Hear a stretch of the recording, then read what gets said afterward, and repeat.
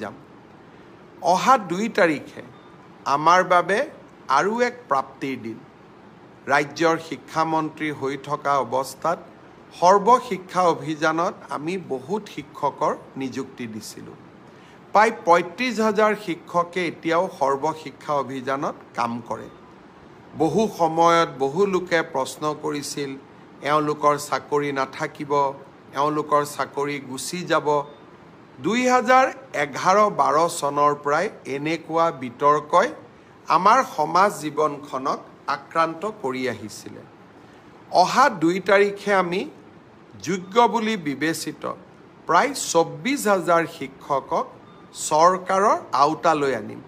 অৰ্থাৎ এওঁলোক এতিয়াৰ পৰা চৰকাৰী শিক্ষক হ'ব। NPSৰ ব্যৱস্থা থাকিব।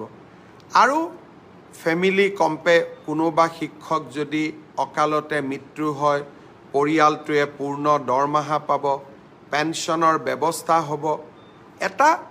তেওঁলোকে জীৱনত নতুন নিৰাপত্তা পাব। 2 তাৰিখে মই সকলো নিৰ্বাচিত শিক্ষকক আমাৰ খানাপাৰা ফিল্ডলৈ নিমন্ত্ৰণ জনাইছোঁ।